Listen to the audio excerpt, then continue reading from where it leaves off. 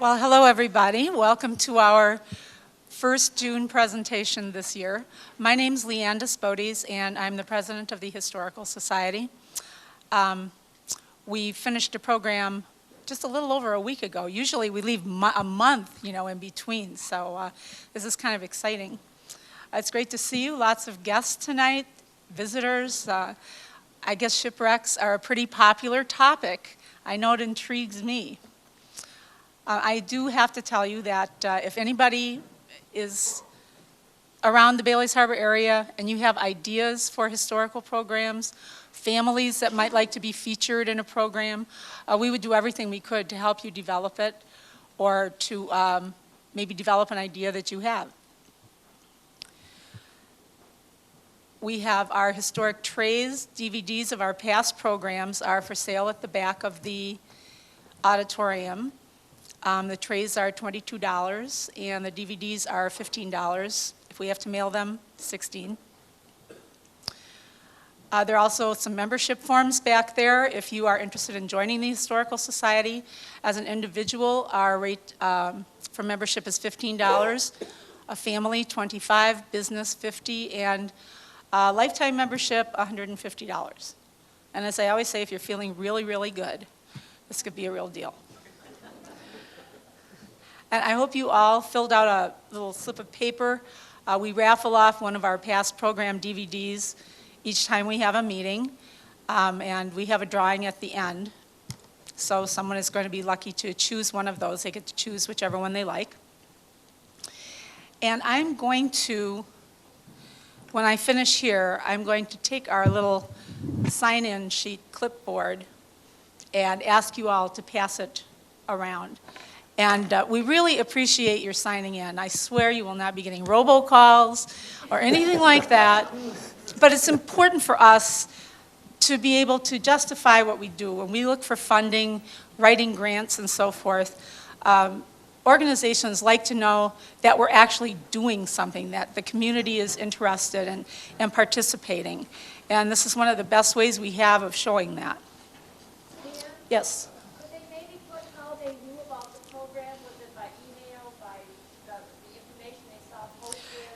If they can find room, that would be it would be nice to know. It would be.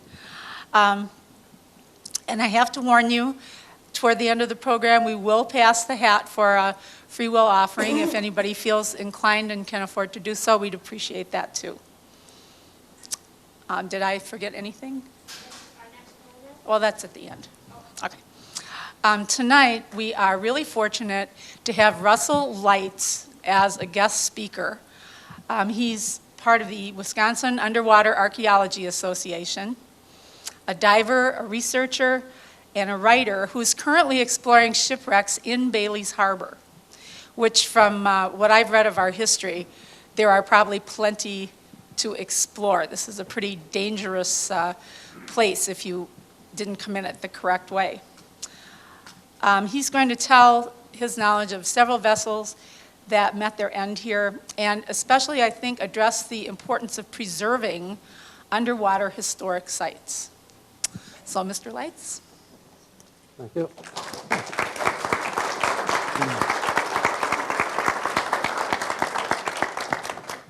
I got interested in the shipwrecks because, well, I started diving and I thought, well, gee, this sounds like it might be something interesting. I was born and raised in Illinois, where the closest water was the dredge ditch.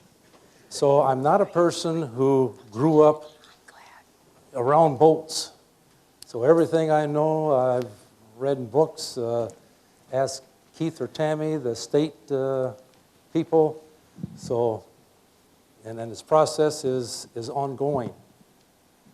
This is the organization I'm a member of, and our purpose, we're a nonprofit association of individuals interested in studying and preserving the underwater culture and resources in historical sites, Wisconsin. And of course, the big thing is that when you dive, you know, the saying is that you take pictures and leave bubbles in, because you're not take up anything. A lot of what's around, you know, that people have in their possession, they got years and years ago before the laws dealing with not taking things off of wrecks came about. So with Bailey's Harbor, the purpose of what I'm doing here is that we're going to be documenting what's here by use of drawings. And up here is one of the examples that you can look at afterwards. This is one we did last year. And the sheet that I have here, this is the actual sheet that the individuals who drew their sections and then traced onto here. So this is a sheet that they actually traced it onto. And then one of the things I have to do is make this look like one person did it rather than 3 or 4 people, you know, who did their individual sections, which I'll be showing up here pretty soon. And so this includes a boat and pier remains. Because piers, of course, boats needed those. And then ultimately I'll be printing a book with the document information on it involving local marine history and history of the boats that wrecked here. And I have a couple books up here that the state has done. They've done many more. So if you wish, then you can see the type of results then that we'll have, which I'll be giving to the Historical Society, along with the legal documents that I've copied to the Registrar's Office that deals with pier, you know, warranty deeds and the like.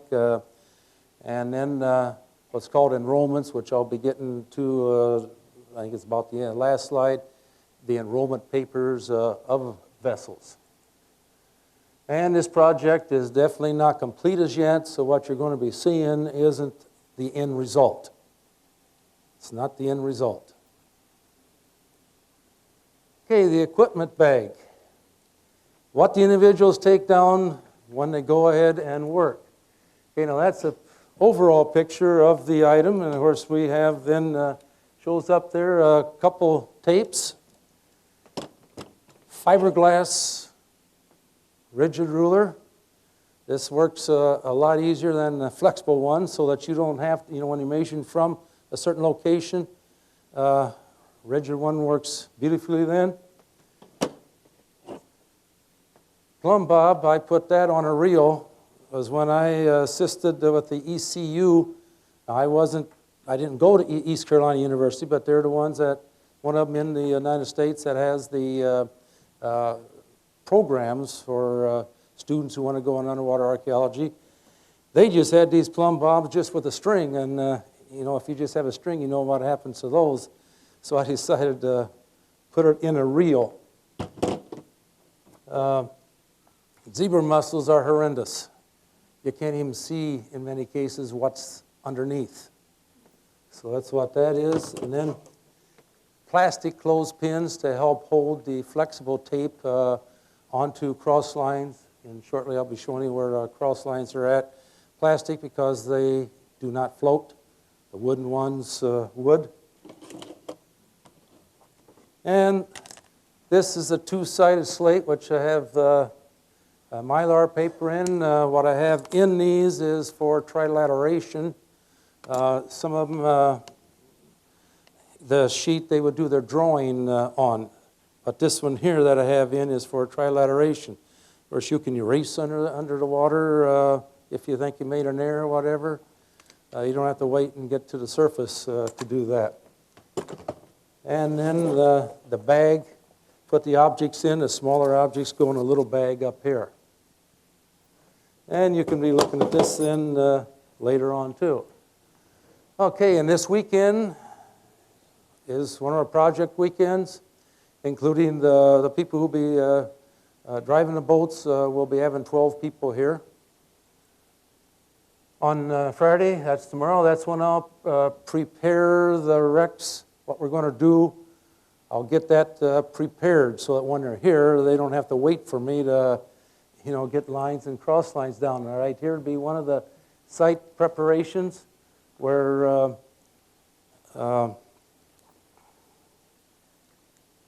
like this right through there would be a baseline. That's the main line that everything is measured from, the main one. And then here's cross lines that I have down. And what this does, this is a 10-foot wide section in here. Because the angle, maybe that doesn't look like a 10-foot section, but that is. So each person then is given a 10-foot wide section to draw. And I have these cross lines. I put those down perpendicular to the baseline so that they can then not only measure from the baseline, but they can do the measurement from the cross line, which is what this person is doing here. And it looks like both cases there, they're measuring from the cross lines. So I'll make sure that those are down properly. And from last year, we left some on because I want to make sure we were done. So this year I've got to check and make sure that everything is where it belongs. Okay. Then on Saturday, that's when we'll do 2 dives on whatever assignment that I give them.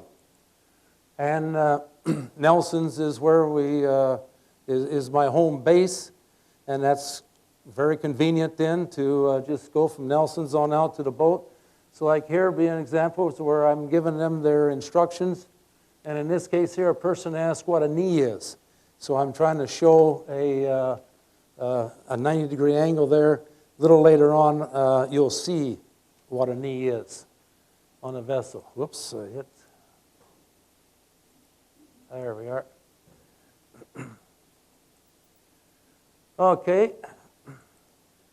So then on Saturday evening, that's when they take their drawings that they've been working on, and hopefully that they have their 10-foot section, but not always, but hopefully that they have their 10-foot section completed, so that then they'll first go ahead and touch up their drawings, maybe use a straight edge if they did some freehand work to assist in getting it straight, but they touch it up, and then they go ahead and trace it onto the paper using a light table. And they draw on their 10-foot sections. And I just have some examples here of like how long it has taken some people. This one here, the sheet that I've showed there, that's a portion of this one I have on the table. This is what I thought I'd put up next.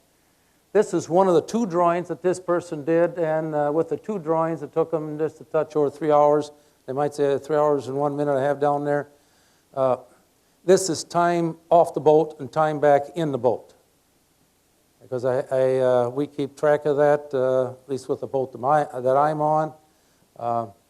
That's air in, air out. You know how much air you have in your cylinder when you go in, how much air you have when you come back out. We record that. So that's where I got this information from. So this one and this drawing was done by the same person.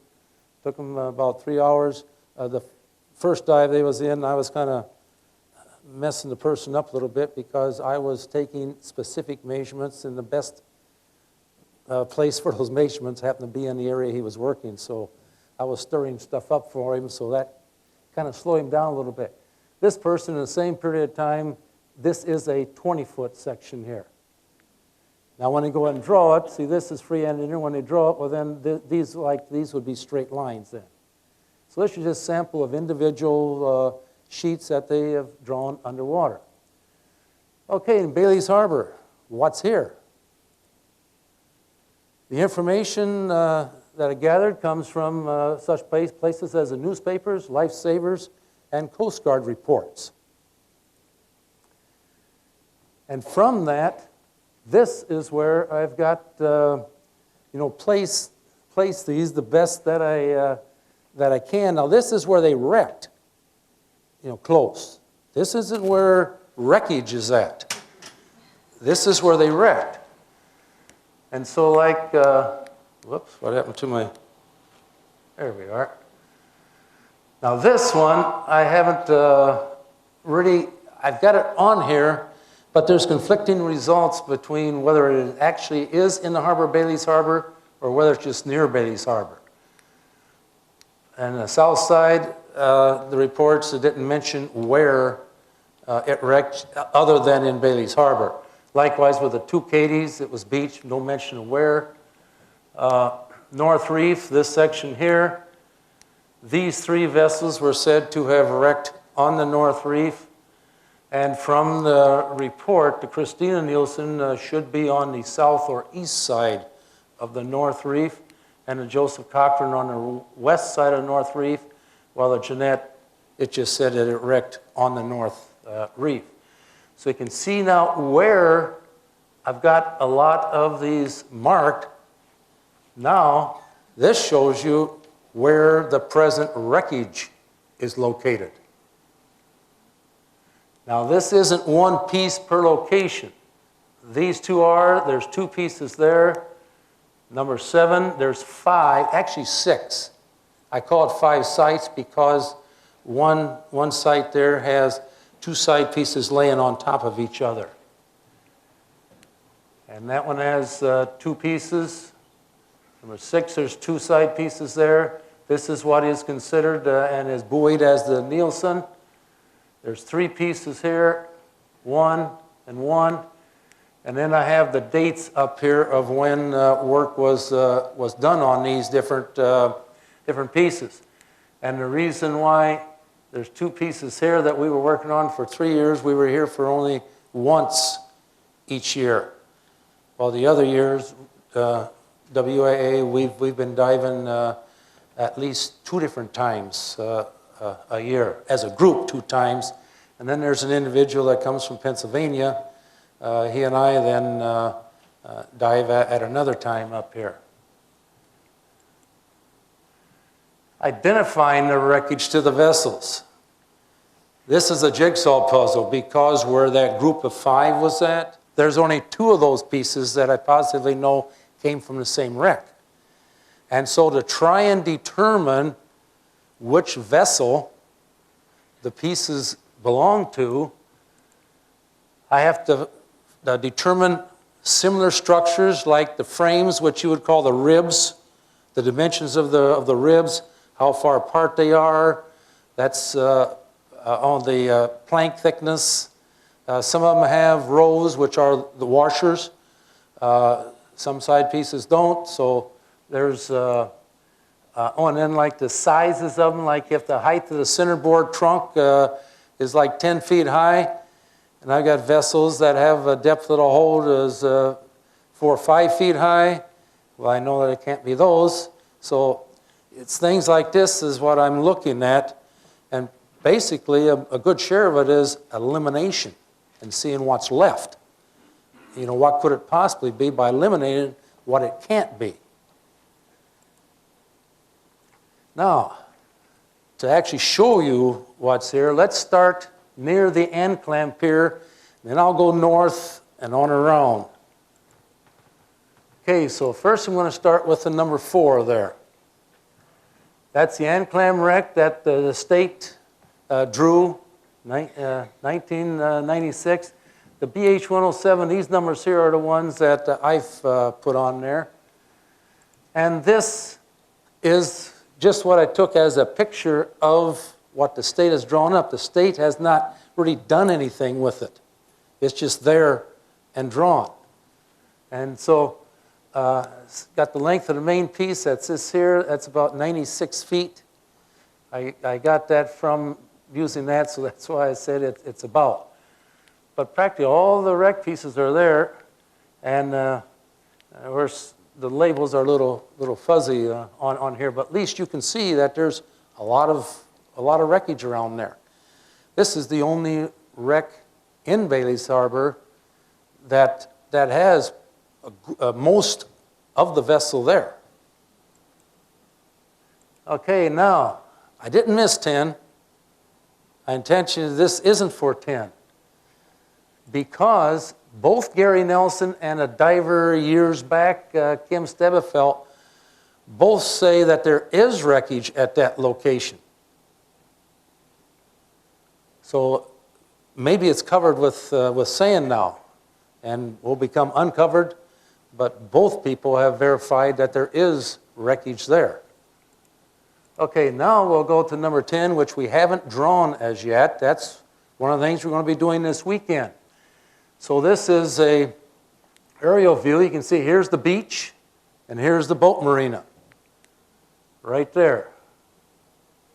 That has sunk down in the sand far enough where all you see is the tops of the sides and the top of the centerboard trunk, which is right in the center there. That's that far down into the sand. Okay, next, number 8. There's 2 pieces there. We haven't drawn that because I've kept that, since that's in a very protected area, I'm keeping that to the end in case we get blown off of other locations. This is the picture by Jeff Stanley, who's here today, because this is off of his property. So you can see there's 2 pieces here, and in 2007 it was quite a bit out of the water.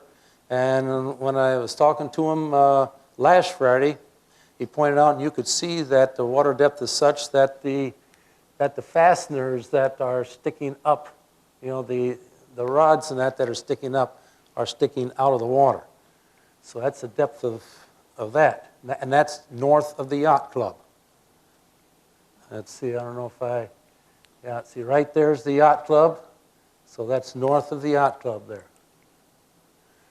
Okay, it's number 7. This is a group of, I call it 5 sites, or 6 pieces, because in one site there's 2 side pieces that are laying on top of each other. I don't have anything to, or something to show you on all 5 of them.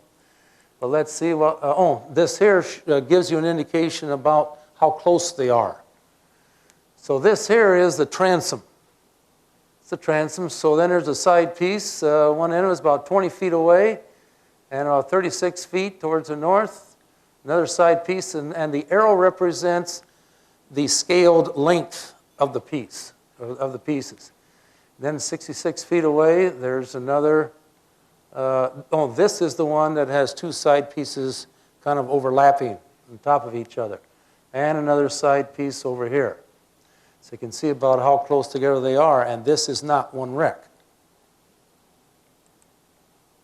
Okay, this is one of them here. Now this isn't, oh yes, this is the entire piece here.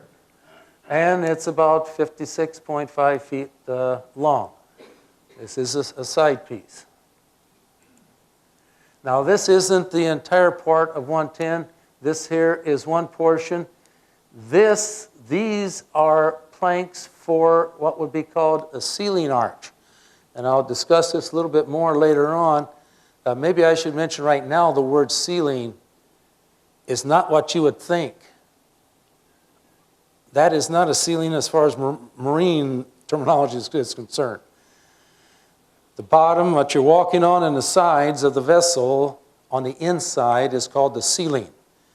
And for a long time, I tried to figure out why is that on called the ceiling. Well, I found out that the wood that is built, that's the frames and or the ribs, you know, that part is called the floor of the vessel. And that's not only on the bottom, but that part, the frames go up the side. And so since that is called the floor, then that's how come the planks on top are called the ceiling. And the ceiling arches are for support. And there's another side piece over here that is overlapping that. Oh, and Greg Kent is here today and back standing up. He's the one that's trying to get the mosaics made, which is really helpful. I took out the individual drawings in some of the cases and put his mosaics in. And I said that's about 46 feet long. Oh, I didn't measure. That's right. I was going to measure the width. Anybody know what the width of this room is to give you an idea of how long these pieces are?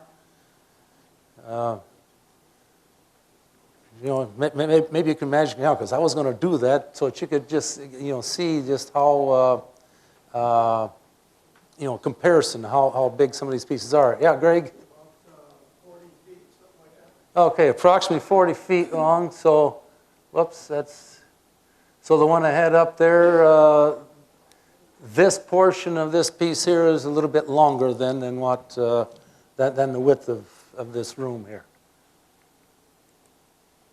Okay, that's the transom, which is up off the floor, or of the, or you might say the bottom of the bay.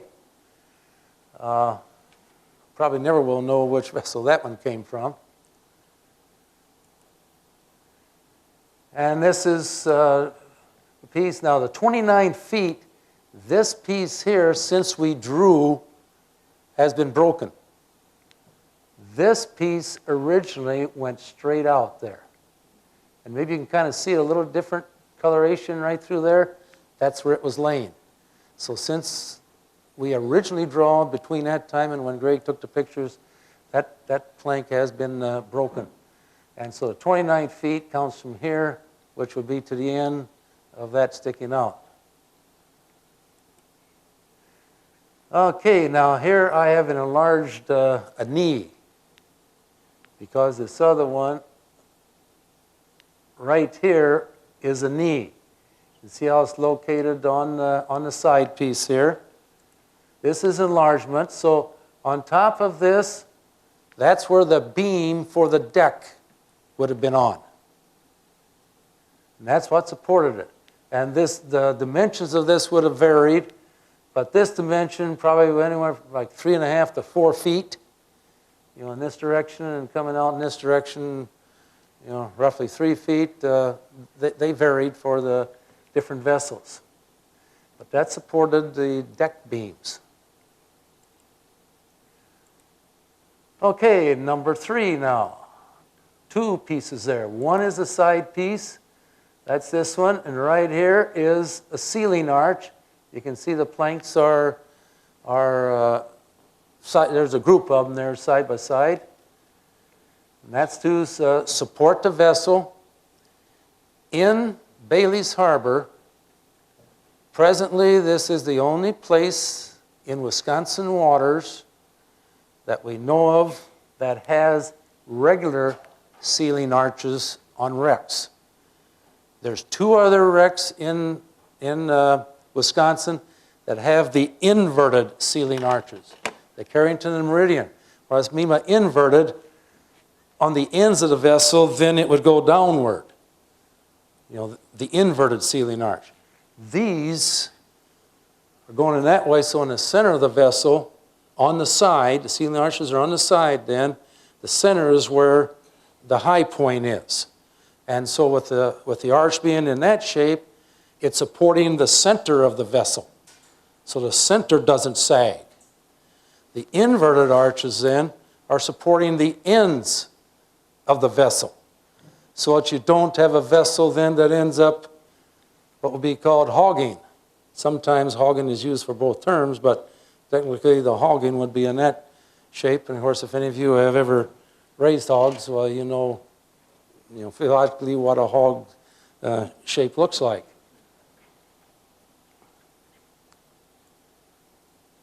Oh, and on this would be the railing, and this plank is perpendicular underneath the railing for support. And this then would be what would be called a cover board. When you have the, whoops, back up one here. When you have the outside and the inside of the vessel, you got the frame inside, but you got to put something over top of that to keep the water going down in between. Well, that's called the cover board. So that's what this, so you're looking at it on its edge. Okay, this is site 106. This is a centerboard trunk. And this part was literally ripped right out of here. That's where it should go when you put it in its place. And it's got like keelson sticking out in this area. And, well, the pocket piece, that's what it's called. The frames are what you call the ribs. That's where they go into, where you see those notches. And I wouldn't have known this, but I had Keith just a few years ago, had Keith and Tammy out diving on different pieces because I had lots of questions. But remember, I'm not a nautical background person. So I bring them out, I ask them questions, they went down, and Keith told me that, did you realize that those are ceiling arch planks? So this is on the bottom of the vessel, so this went from the bottom, then went up the sides.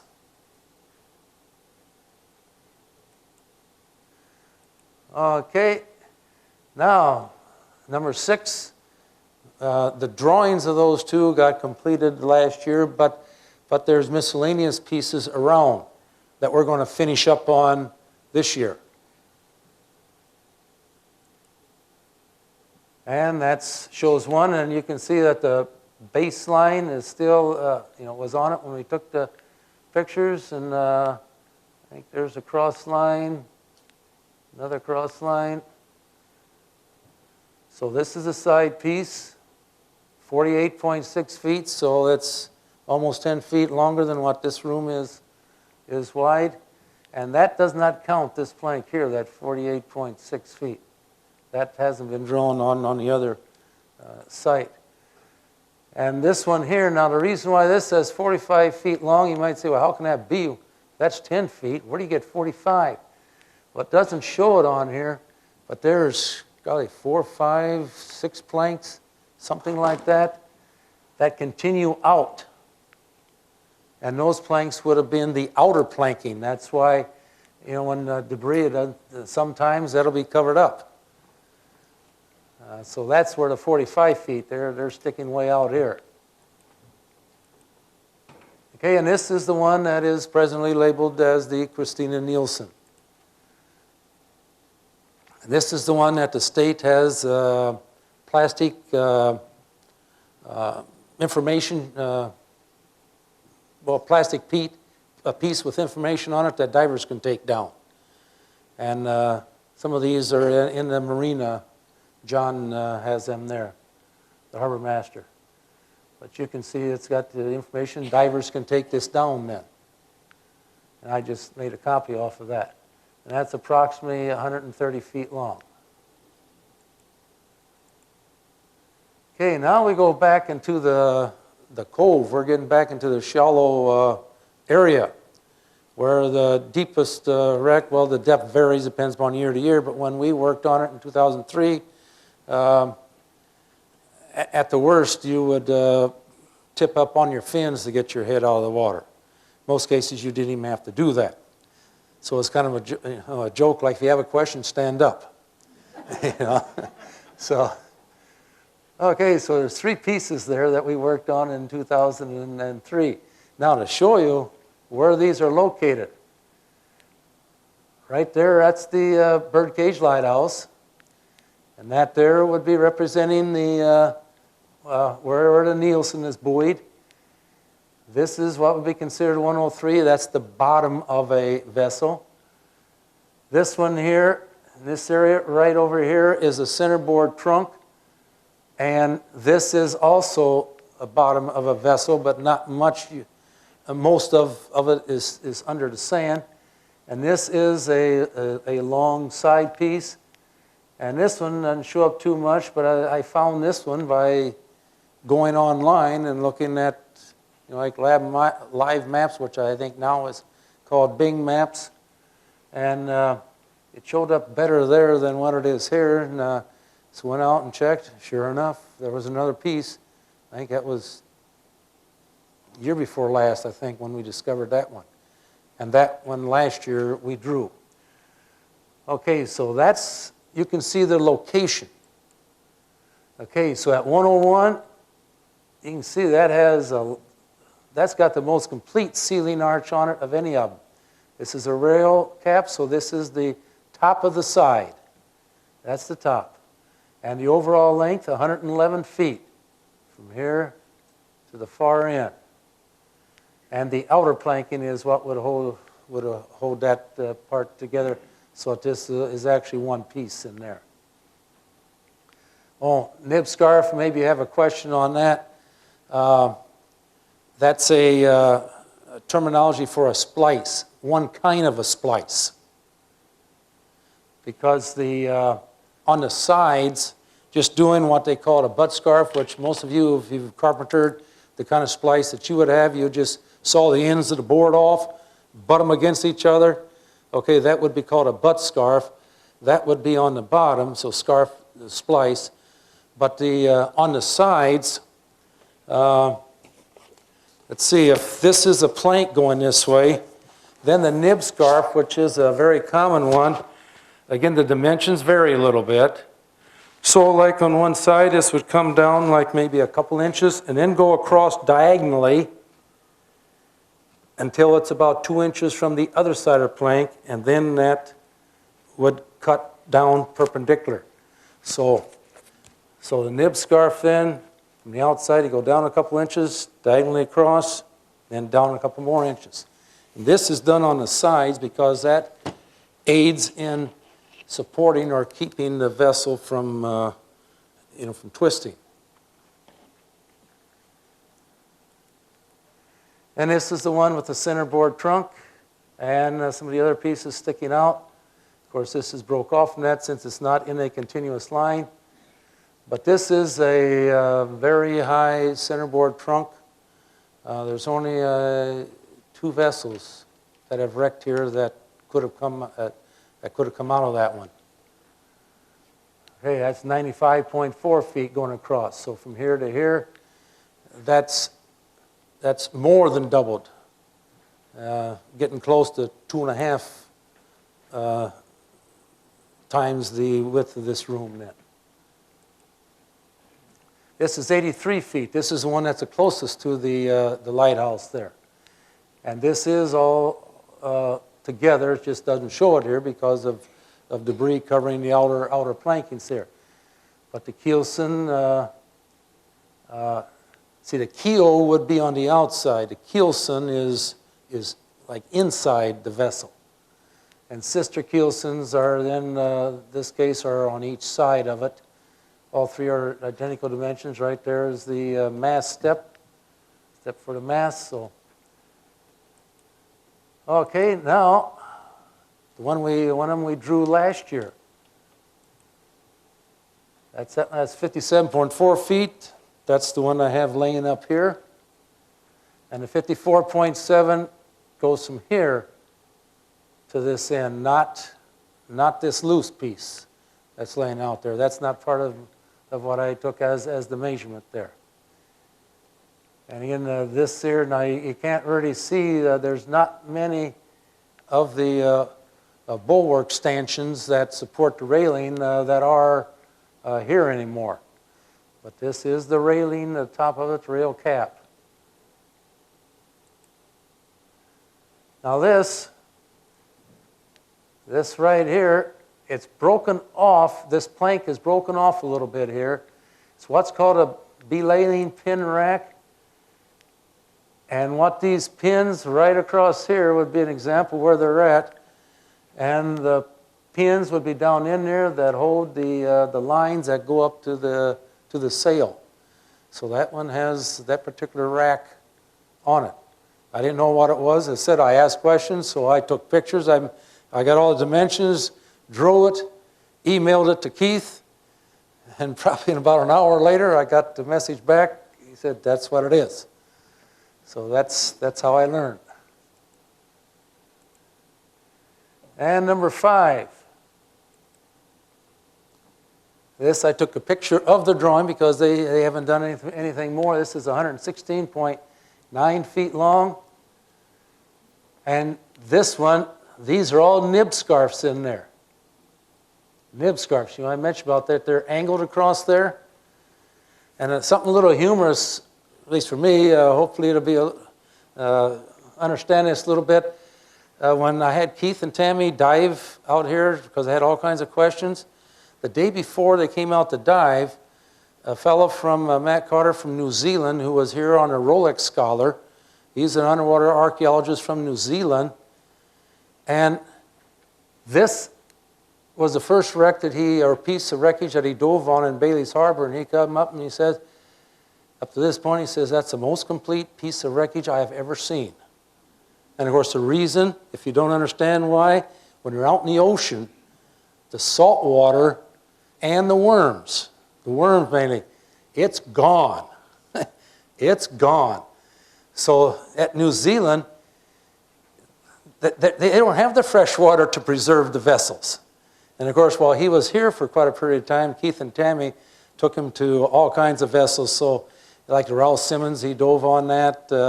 So he actually then ended up seeing vessels where sides were attached, you know, so he was down at depths where he could see vessels, sides attached and like, and of course he was on seventh heaven. Man, never seen anything like that before, even though he was an underwater archaeologist. Why do the vessels wreck here? Now, one of the things I want to show you is the time of the year that most of them wrecked.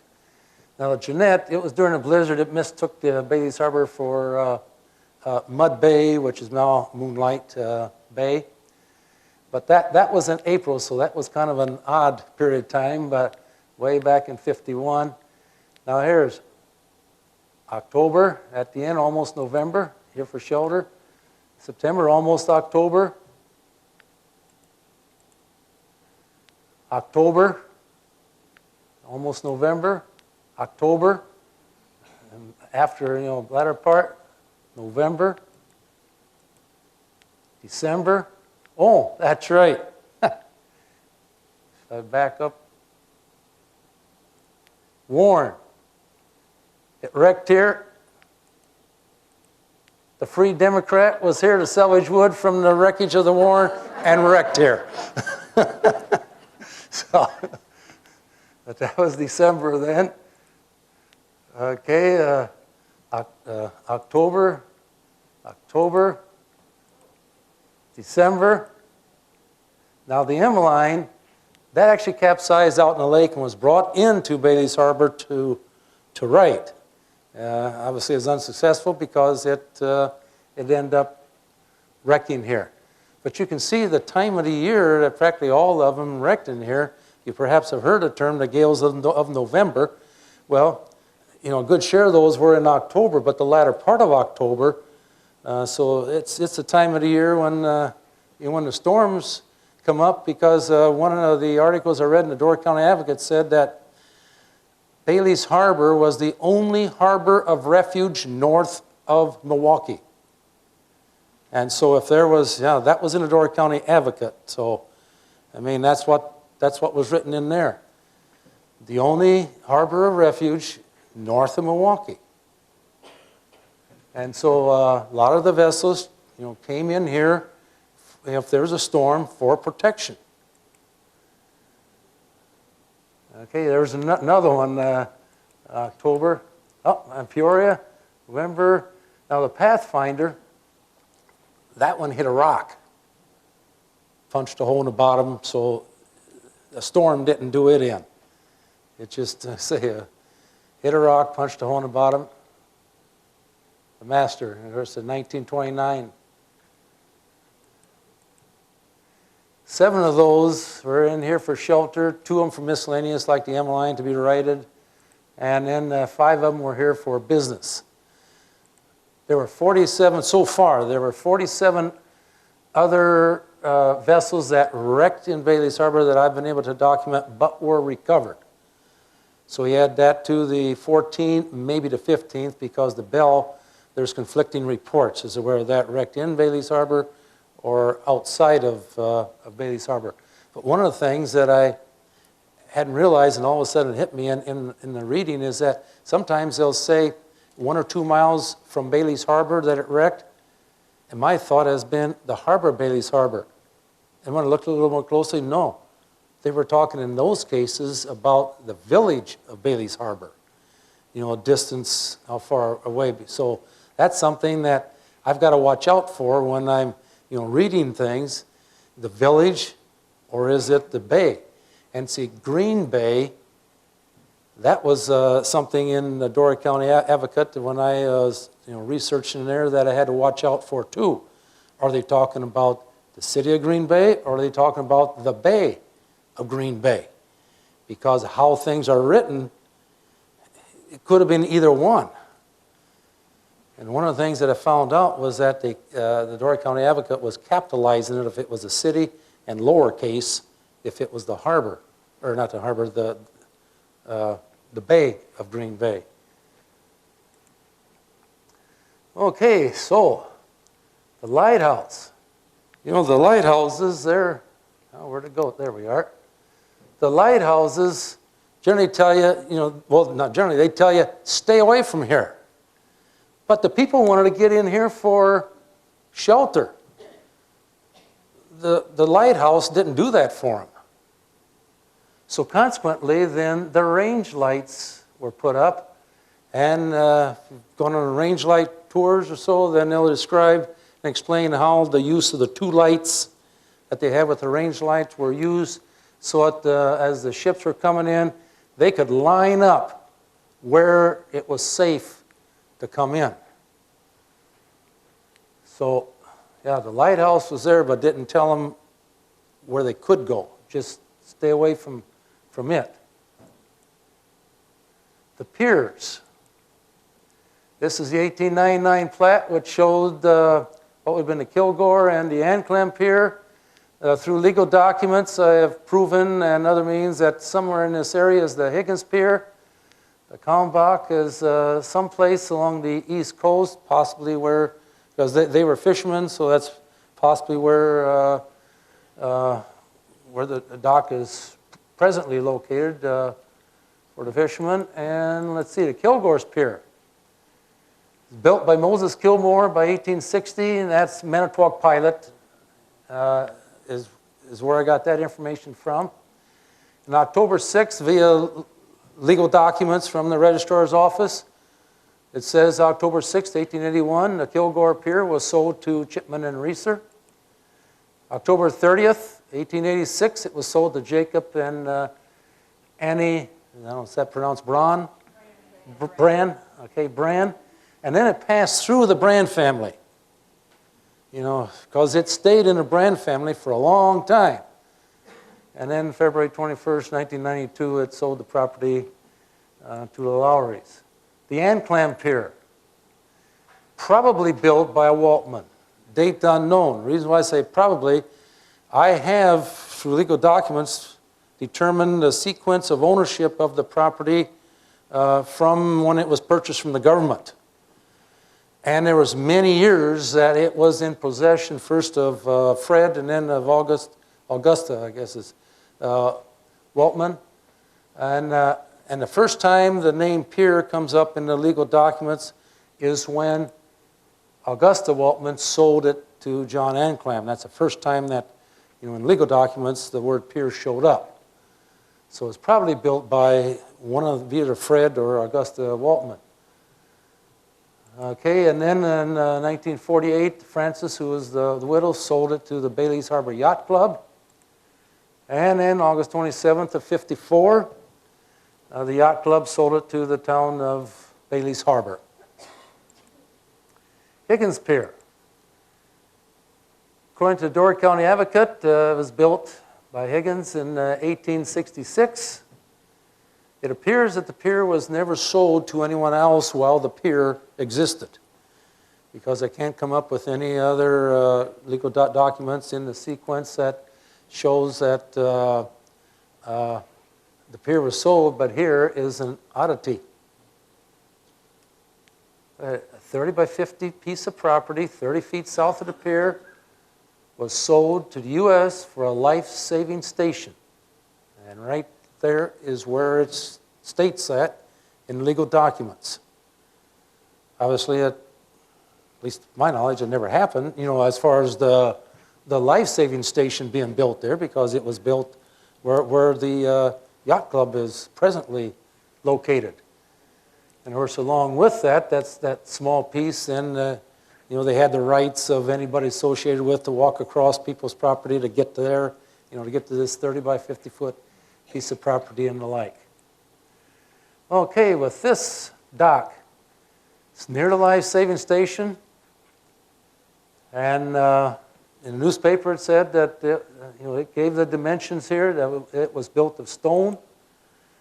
And now whether, this is their review, whether this would be it, or now this is bigger, I don't know exactly what the scale is. I doubt whether this goes out far enough.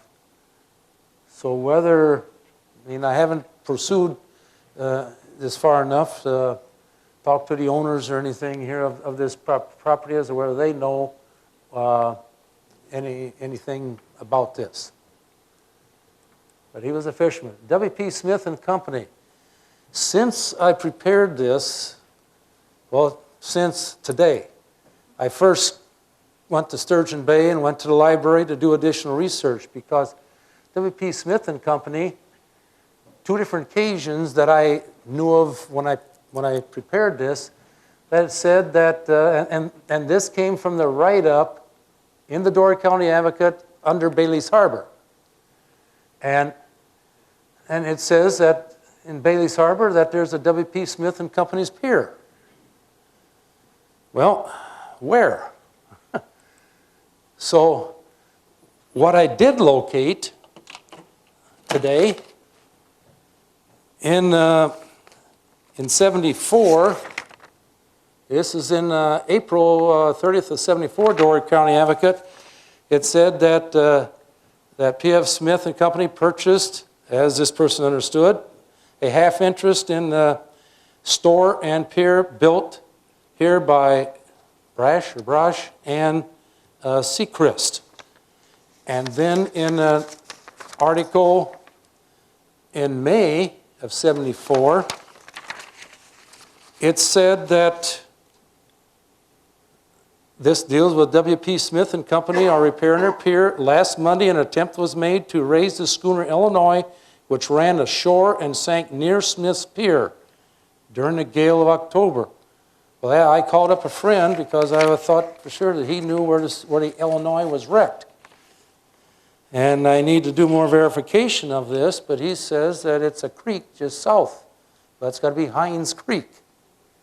So apparently, which I have to, do some more work of verifying, apparently that must be where this particular pier is located. That is in the township of Bailey's Harbor. So maybe that's how come it was written in under, news from Bailey's Harbor. So that would make sense, but I've got to do more research for verification. Okay, so ruins, again, I put this up thinking that maybe that was W.P. Smith's location, but I don't think it is. Now, this name has come up in history. Well, I've gone ahead and researched, it says lots 3 and 4. It says in the village of Bailey's Harbor where it now stands, that he supposedly was starting to build a pier and then got out more lumber to do that. Well, there's another, lots, I think in that book, he questioned this. Well, these 2 lots, 3 and 4, in the section which would be 20 of Bailey's Harbor, where the village of Bailey's Harbor is in, lots 3 and 4, according to legal documents, was purchased by Trowbridge. And lots 1 and 2 by Carrington from the government. And I followed a sequence of those lots for ownership, and Sweet does not appear. The name Sweet does not appear as ever owning any land along the shore. Now maybe this is one of those situations where, since he was the first one there, possession is 9/10 of the law, and he decided, well, I'm here, nobody else is here, I'm cutting down, I'm going to, whether that's the case, I don't know. Because it had commented that in the write-up that during this time, when they came out to, legal documents, I got the Trowbridge, but anyway, in some of the history books, it says that when they came back, Sweet and his crew came back to finish the pier, they mentioned the name Carrington had purchased land and that they were working there. Well, Carrington purchased government lots 1 and 2. Trowbridge purchased lots 3 and 4.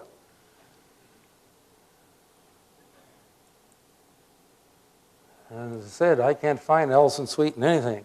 Okay, now for vessels. Vessel enrollments. That's like your title for your car.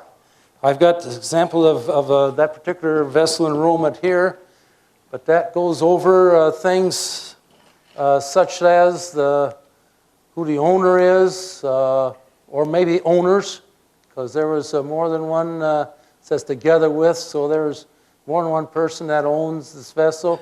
It mentioned like how much of the vessel each person owns. They'll have in here who built it, where it was built. It was built at Milwaukee.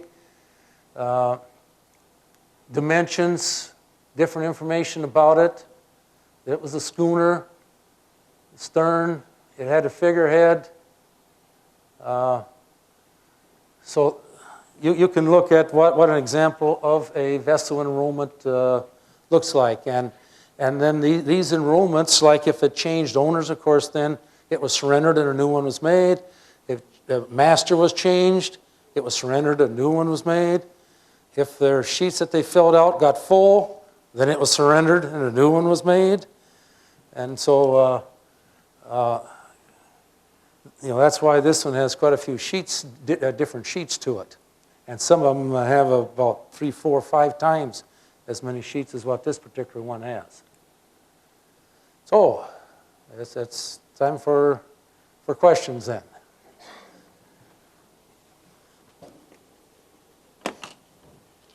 Yes? Why are these wrecks important for the history of Bailey's Harbor or for shipping in the Great Lakes? Pardon me, what was the first part? Why are these wrecks important for the... Oh, thank you. Hi. Why are these wrecks important for the history of Bailey's Harbor and for shipping in the Great Lakes? Okay, well, the vessels, at that time, that's how everything was transported, because it wasn't for train. And to go along with the importance or what their function, what individual vessels, what their functions were in the development of this country, that was one of the reasons why I've developed a database for the Door County Advocate, and I have other databases.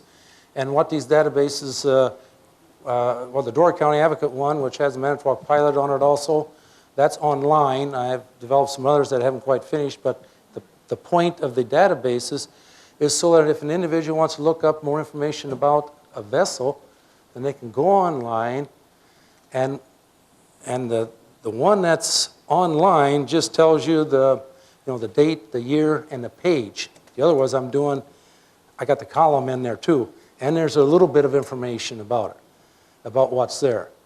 Well, since then, what I'm doing is, okay, I have another column that has how many lines of information are available, or if I have a C in it, that means my notes that I have there says everything, verbatim that was in there.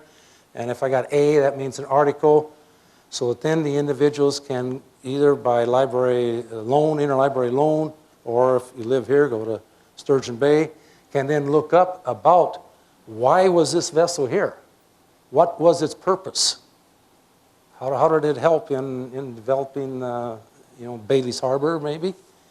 Or maybe, if it was here just because it needed protection, well, you can look that up too, But used to, it seemed like that most of the write-ups were about basically the birth and death of a vessel. And to me, why were they here? That was just as important. So that's why I did the databases. Does that answer your question? Okay. Yes. Oh, wait. Were the range lights the only means of finding the correct?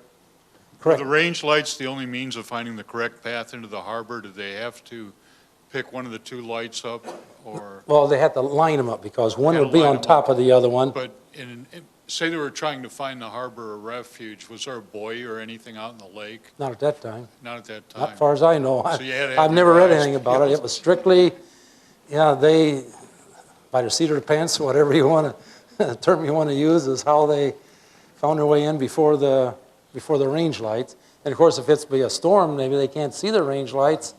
So there again, they're just hoping they find the right spot because they feel that hoping is a better bet to stay alive than staying out in the storm. Yes. Have any artifacts been recovered? If so, What are they, and where are they currently housed? Okay, for artifacts, it's presently illegal to take artifacts off of any vessels. Let's see, I think it's anything over 50 years. I'm not sure on the number of years. But that law hasn't always been in effect. That's how come you will find people that have taken artifacts from vessels. It was like that was done before it became illegal. And see, it was a few years ago, the yacht Russel, they were having problems with people coming from Illinois, coming up to vessels and stripping them and selling them. You know, selling the artifacts off of them then. Well, they took that one to court. Wisconsin did, you know, with their law, and Wisconsin won. So that then verified Wisconsin's right to say you are not allowed to take anything off of a vessel. Yeah.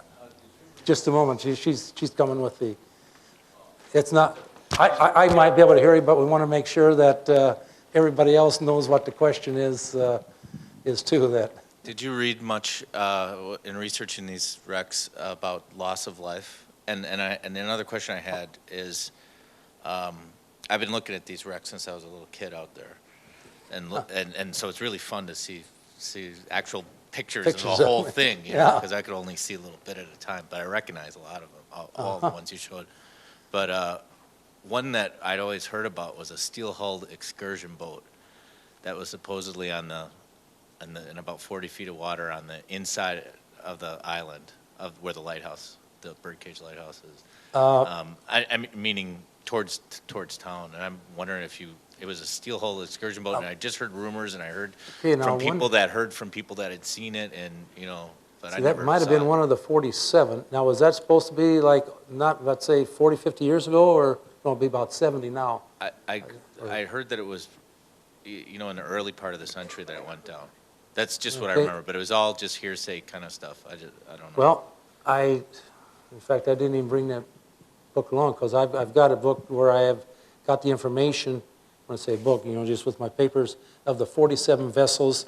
Remember, I mentioned that there were 47 others that wrecked but were recovered. And I know one of them was a whaleback.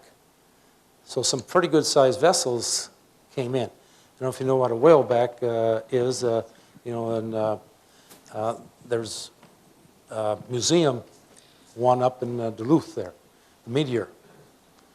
And it sort of looks like a submarine. It's just that it floats above water, you know.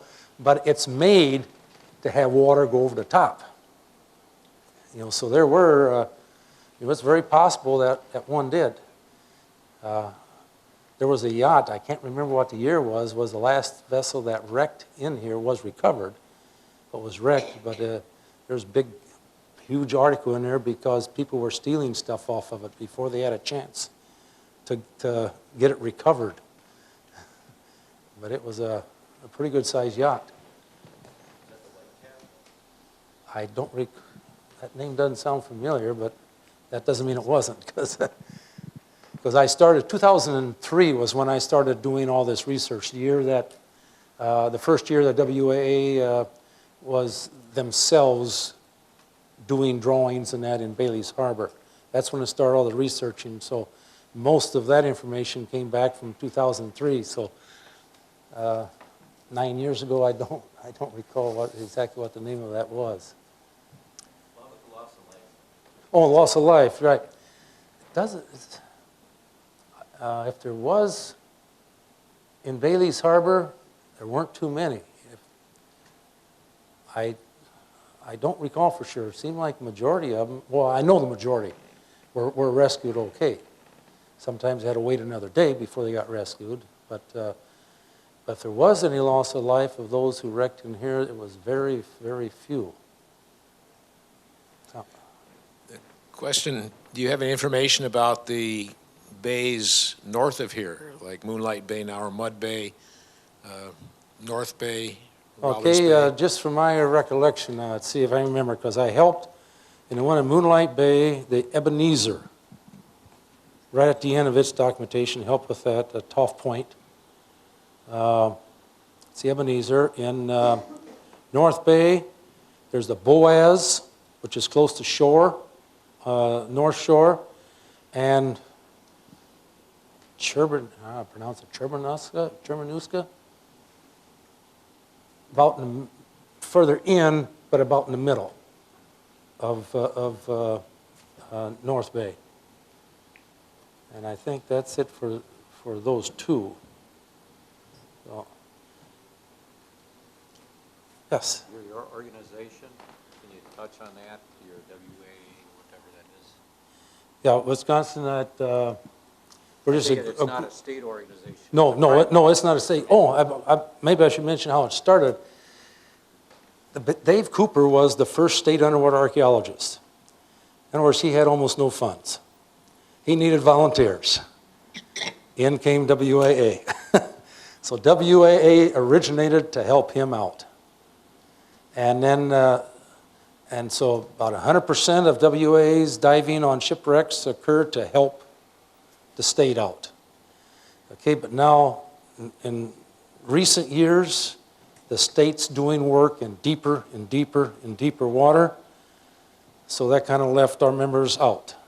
Not that we don't have members that could go down, but basically for a good share of our members, including myself, that eliminated us from helping on their deep wrecks. I still help the state on their shallow ones. So, Is this voluntary? voluntary, yes, yeah. And so, since the state has been going down real deep, okay, now WUA is starting to do their own.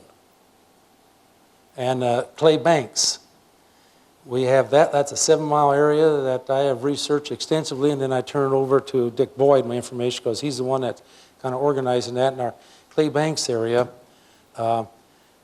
Presently, that's lined up, so you can go online, and the booklet is on there, so that if somebody wants to, just for a day, wants to go out and dive and wants to go look for something, help us out, see if they can find pure remnants or whatever, that's set up presently in that manner. It's not set up where, okay, like I am this weekend, where I'm doing all the organization, people come and we dive. There, it's set up individually. And then around the Milwaukee area came Stebefelt. He had completed a fireboat documentation recently, and he's now on the Norlon, which was the Francis Hinton. So it's just recently that WUA has actually themselves started to do the documentations and drawings. Normally, you're doing it just for one vessel.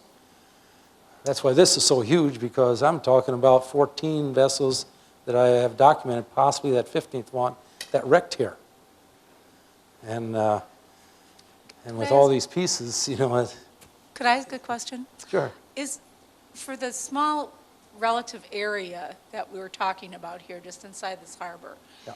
is this an extraordinary number of shipwrecks, or is this something that you find sort of everywhere? Well, I think in this close of an area, Wisconsin has hundreds and hundreds, Oh, I'm all sure total of it's shipwrecks, littered but from north to south. But in this small of an area, and I feel that Bailey's Harbor here, for where you can see, like the Anclam wreck has one centerboard trunk that's vertically standing, another one that's at an angle. We've got 2 other centerboard trunks. We got the pieces with the ceiling arches, which I said the regular shaped ceiling arch. Presently, no place else in the state of Wisconsin has any wreckage that has that on it. I think that Bailey's Harbor is a unique area. Now, when I say that, the ceiling arches, if you have steamships, you see those arches that go way up. Okay, I'm talking about, ceiling arches for schooners here. No. Anything else? Yes. Why do you think? Okay.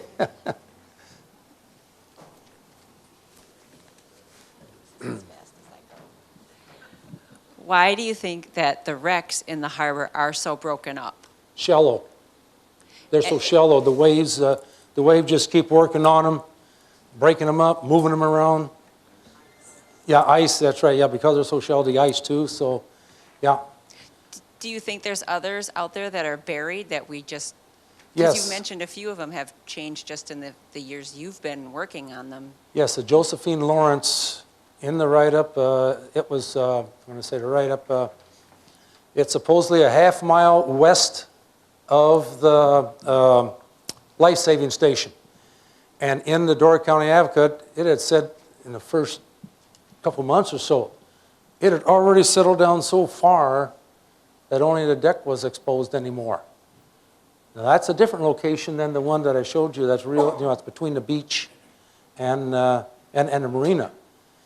But the Josephine Lawrence is no doubt under the sand. It's sunk down that much. And I don't know if you notice that a good share, from where the vessel's wrecked, a good share of the pieces had to have moved eastward. And this coming weekend now, there's one fellow that's coming up with a side scanner, and he's going to look further beyond the North Reef towards the lake. Because like those that wrecked on the North Reef, there's a good chance that those pieces moved out into the lake. And so we're, might find some more. Is it also possible that because this was a working harbor, would vessels that had sunk been purposefully broken up, like maybe blasted or something to? The Emmeline was, because it was in a location that was hindering the boats coming in. So Emmeline ultimately was dynamited. I don't know if he had dynamite, but anyways, blown up. It was blown up, yeah. Or at that time it would have been dynamite, I'm not sure. But then also, some of these vessels that were wrecked so close to shore that people could get to them. And so, no doubt they took them apart and used the wood to build a shed or a home or something else. So, yeah, some of those 14 could be totally gone by now by people disbanding them. How deep can you locate? How deep can you said there's one that may be way under the sand? Yeah.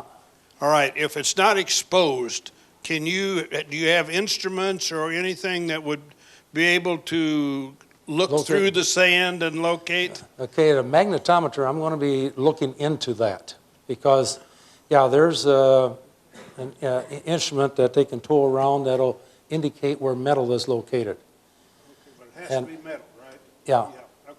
Yeah. I assumed it was, but Yeah. how deep do you think? I have no idea. Okay. No, I have no idea, but that is one thing I've thought about looking to see if I can prove that maybe a Josephine Lawrence, to prove that there, rather than just what it says in the life-saving report. So, yeah. The others. If you're able to find that, if you were able to find that ship with the magnetometer, are you allowed to excavate it all to verify it? Good question. Whenever I do, or any of us do any documentation, we have to fill out a form, a permit, as far as states what we're going to do. And that goes into the state, and that gets okayed. Excavation destroys the site. So consequently, then, like our organization would not be allowed to do that. That would have to be done by professionals. Because like I said, when you excavate, you destroy the site. Not necessarily that you break up the pieces, but where it's located, because a lot of times where certain things are located lets you know what it is. And so when you excavate, you're removing, those pieces. And so professionals will document exactly where that piece came from and that type of thing when they excavate. So Will would not do it. No. We don't have anybody that would be licensed, I guess you might say, to do something like that. Well, maybe Kevin would be, that's right. He's a member of ours now, and he's a state underwater archaeologist, or not state, but he's an archaeologist. He's a president actually now. So I guess we do have somebody that's a member now that maybe legally could do that.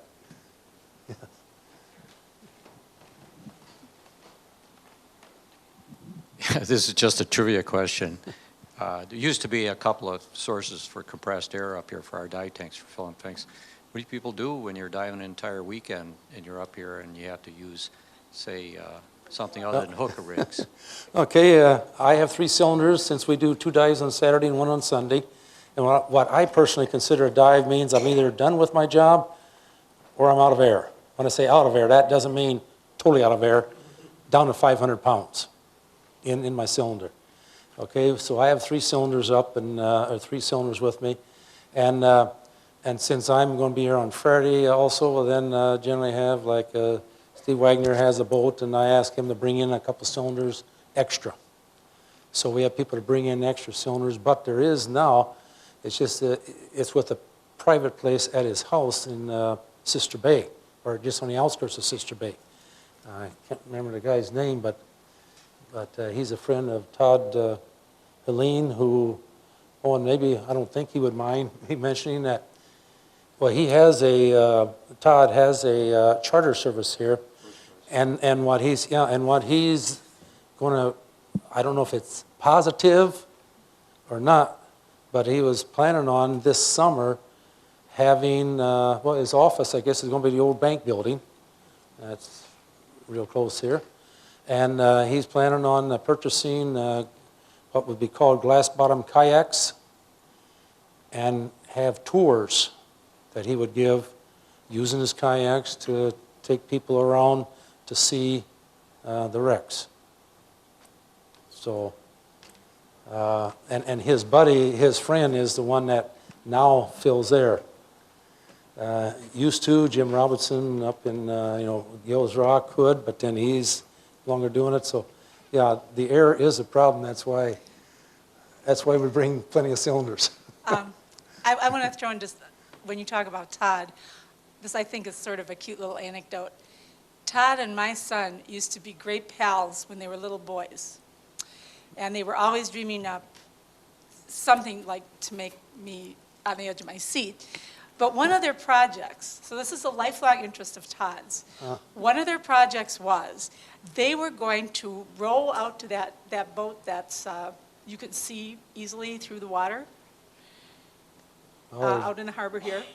Oh, I mean that's by the end clamp here? Either Or there sort or of- there's one nearer the beach, maybe? Oh, okay, the one that's considered a Christina Nielsen, perhaps. Yeah. Yeah. Okay, so this was their plan. They were going to make so much money by rowing people out there so these people could look over the edge of their rowboat. And they had a little notebook all set up. It was called the Shipwreck Voyager. I still have it somewhere.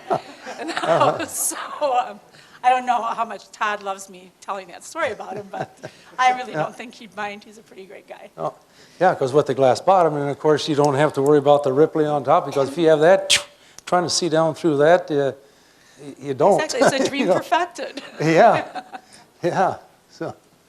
So maybe he'll at least hopefully he'll have that going this summer here. Oh yeah, I've been on the website too. That's right. He does have that advertised on there. Yeah. Yeah. The other questions?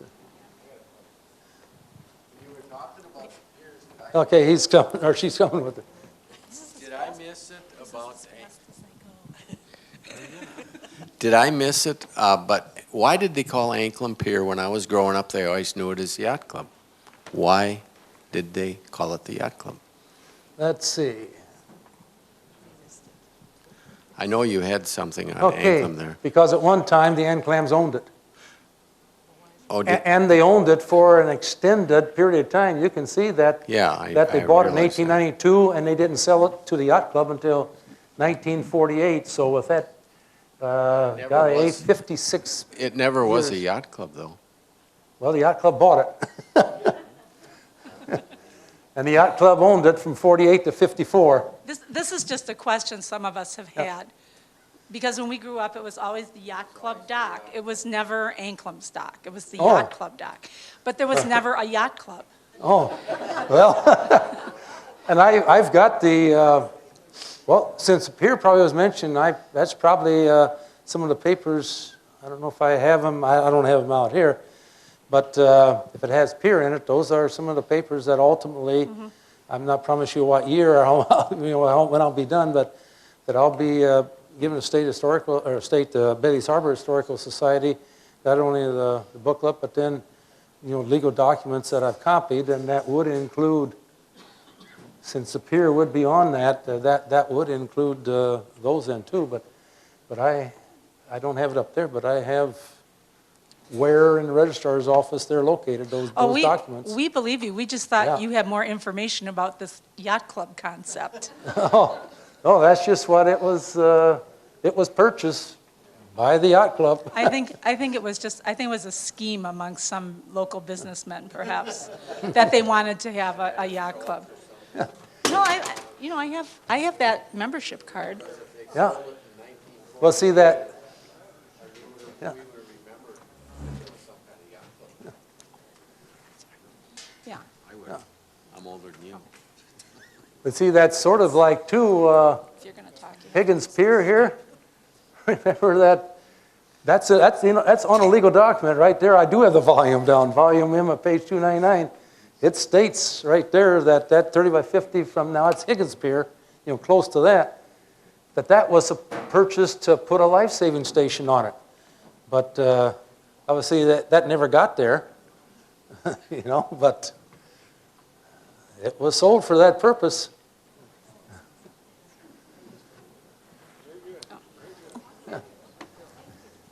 Very much. Thanks for coming. And if anybody has any information for me to help me out, please let me know.